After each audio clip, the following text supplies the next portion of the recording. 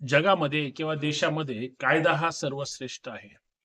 कायद्यापेक्षा माणूस मोठा नाही, परंतु माणसांसाठी कायदा आहे हे शेख हसीना यांच्या मृत्यूदंडाच्या शिक्षेच्या संदर्भात आता देशभर नाही तर जगभर या गोष्टीची चर्चा होते. म्हणजे तुम्ही देशाचे प्रधानमंत्री असू द्या किंवा सर्वसामान्य व्यक्ती, जर तुम्ही हिंसक, वाईट आणि देशविघातक कृत्य केलं असेल, लोकांचे जीव घेतले असतील किंवा तुम्ही इथल्या सर्वसामान्य जनतेला त्यांच्या न्याय हक्कासाठी ज्यावेळेस ते भांडतात त्यावेळेस जर तुम्ही तुमच्या पदाचा गैरवापर केला तर तुम्ही कुणीही असू द्या, तुम्हाला सुट्टी दिली जाणार नाही. देश चालवायचा असेल, राज्य चालवायचं असेल तर तुम्हाला लॉ अँड ऑर्डर तर सांभाळावीच लागेल, परंतु एखाद्या व्यक्तीचे जीव जाणार नाही, प्राण जाणार नाही, तो त्याच्या प्राणापासून मुकणार नाही, ही गोष्ट ज्यांना कळत नाही किंवा एखादं आंदोलन चिरडण्यासाठी तुम्ही ते मोडीत काढण्याचा ज्यावेळेस प्रयत्न करता त्यावेळेस तुम्हाला कायद्याचा दुरुपयोग करून चालणार नाही, तर सामंजस्याने किंवा चर्चा करून चर्चेतून मार्ग सोडवायचे असतात. परंतु तुम्ही चर्चा न करता एखादी चळवळ, एखादं आंदोलन किंवा एखादा लढा जर मोडीत काढणार असेल आणि त्याच्यावर लाठीचार्ज, गोळीबार किंवा अजून चुकीच्या घटना करणार असाल आणि त्याच्यात जर नुकसान झालं तर त्या विरोधात जर कोणी न्याय मागायला गेलं तर काय होऊ शकतं हे बांगलादेशच्या माजी प्रधानमंत्र्यांच्या बाबतीमध्ये आज संपूर्ण जगाला हे सगळ्या गोष्टी कळाल्या. ही गोष्ट साधी नाही. आंतरराष्ट्रीय गुन्हे न्याय प्राधिकरणाने ज्या पद्धतीनं, तुम्ही प्रधानमंत्री असू द्या किंवा तुम्ही महिला असू द्या, तुम्ही ज्या पद्धतीनं लोकांना अमानुष पद्धतीनं छळलंय, मारलंय, संपून टाकलंय, तुम्ही क्रूर आहात. पनिशमेंट हा कायद्यामधला सर्वात मोठा भाग आहे. म्हणजे कायदा नेहमी एखाद्याने चुकी केली तर त्याला शिक्षा झाली पाहिजे. पुराव्यानुसार जर एखाद्यावर गुन्हा फ्रेम झाला तर त्याला शिक्षा हे होते, पण तो कुणीही असू द्या. हे आता सिद्ध होतंय आणि आंतरराष्ट्रीय गुन्हे न्याय प्राधिकरणाने ज्या ट्रिब्युनलने हा गुन्हा सिद्ध केला किंवा ज्या पद्धतीनं त्यांना शिक्षा दिली, ही या देशाला अर्थात बांगलादेशाला आणि जगातल्या लोकांना एक जबरदस्त झटका त्या ठिकाणी मिळालेला आहे. आणि स्वतः शेख हसीना यांना, ज्या भारताच्या प्रधानमंत्र्यांच्या फार म्हणजे जवळच्या आहेत, त्या लाडक्या आहेत, एक बहीण भावाला नेहमी भेटायला येते, अशी भावना त्या ठिकाणी देशभरात व्यक्त होते. आणि ज्या बांगलादेशामधून, उत्तरेच्या त्या पट्ट्यामधून ज्या पद्धतीनं भारतामध्ये रोहिंग्याची घुसखोरी होते आणि त्या रोहिंग्यांच्या माध्यमातून देशात सुद्धा भारतात अर्थात विघातक कृत्य होतात, त्या सगळ्यांवर गेली कित्येक वर्ष चर्चा होते, निर्बंध लावले जातात किंवा जे घुसखोरी करून भारतामध्ये आलेले आहेत त्यांना कठोर शासन होतं. जर कायदा भारतासहित इतर देशांमध्ये त्यांच्या त्यांच्या राज्यघटनेच्या नुसार म्हणजे गुन्हा करणाऱ्यांना शिक्षा होते, तशीच शिक्षा बांगलादेशमध्ये काय घडलं आणि का शेख हसीना यांना शिक्षा झाली, या संपूर्ण मुद्द्यावर मित्रांनो आपल्याला चर्चा करायची. आपल्या सर्वांचं मी संतोष शिंदे मनपूर्वक हार्दिक स्वागत करतो. विनंती एवढीच आहे, हा व्हिडिओ शेवटपर्यंत पहा, जास्तीत जास्त शेअर करा आणि आपण नवीन असाल तर चॅनल सबस्क्राईब करायला विसरू नका.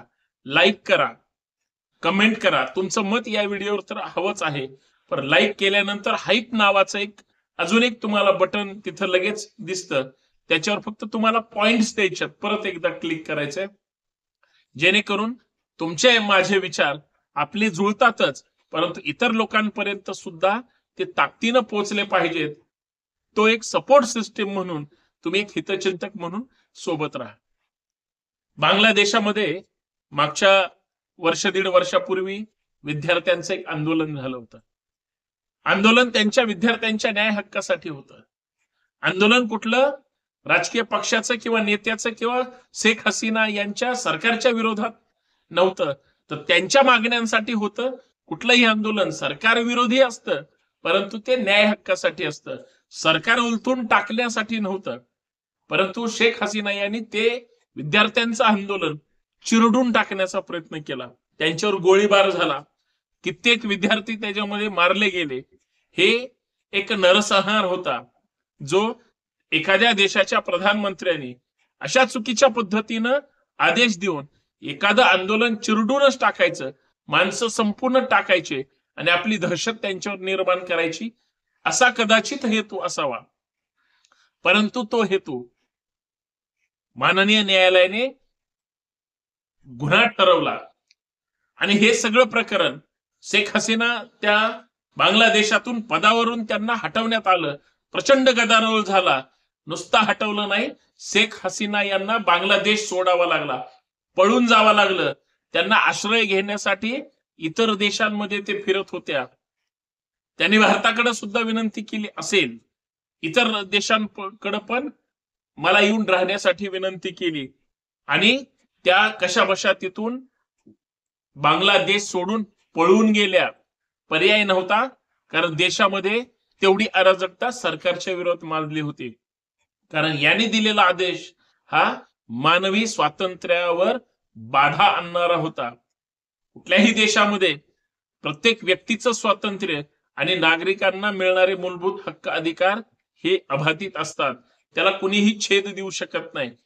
एखादा गुन्हेगारातला गुन्हेगार जरी असला तर त्याला सुद्धा जगण्याचं स्वातंत्र्य आहे आणि कायदा त्याला संरक्षण देत असतो. इतका कायदा जिवंत माणसाला रिस्पेक्ट करतो. परंतु माणसासाठी कायद्यासाठी माणूस आहे का?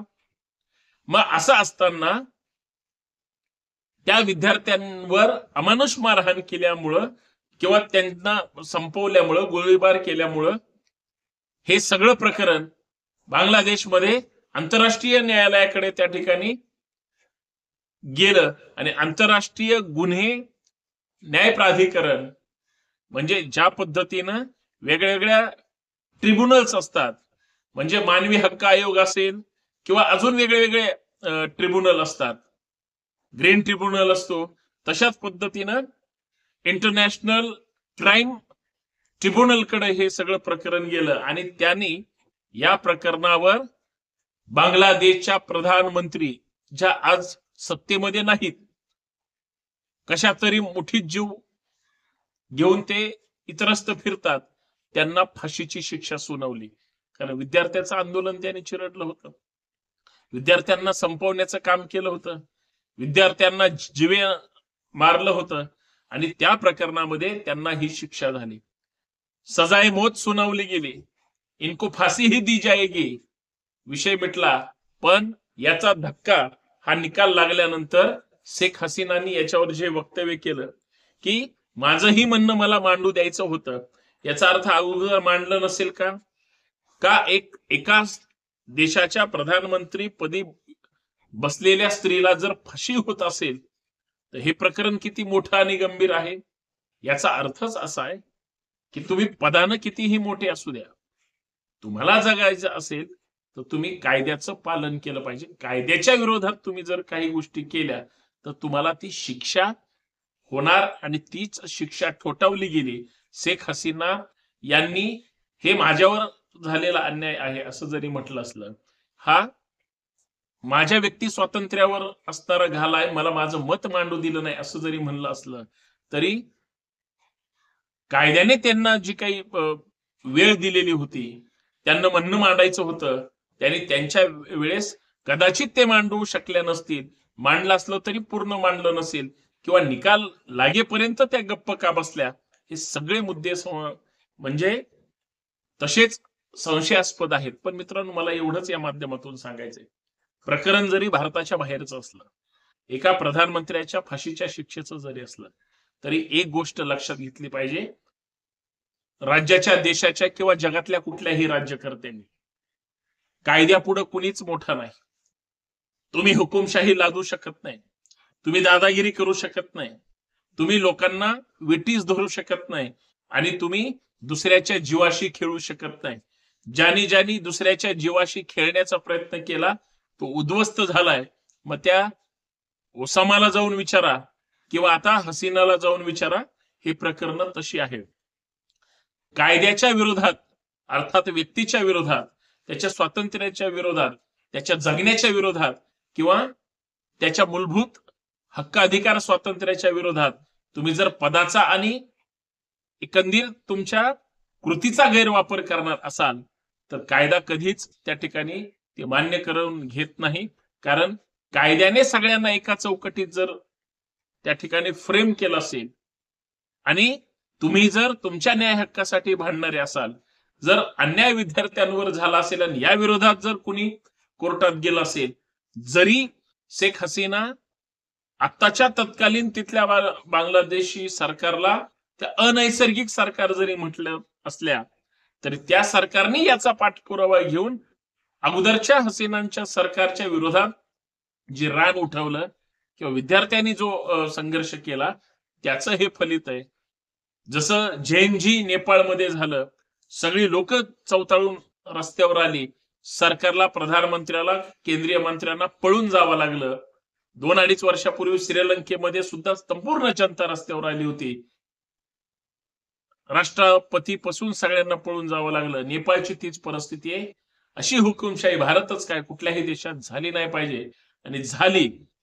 कायदा या सगळ्यांना त्या ठिकाणी सुट्टी देत नसतो, हे या प्रकरणातून लक्षात आलं. शेवटी कायदा सर्वोच्च आहे, म्हणूनच सत्यमेव जयते म्हटलं जातं. जय शिवराय. धन्यवाद. तुम्हाला हा व्हिडिओ कसा वाटला? हा व्हिडिओ संपूर्ण पाहिला असेल तर इतरांनाही शेअर करा. रोखठोक बोलण्यासाठी संतोष शिंदे ऑफिशियल हे आपलं लाडकं चॅनल नेहमी पाहत चला, सबस्क्राईब करा. धन्यवाद.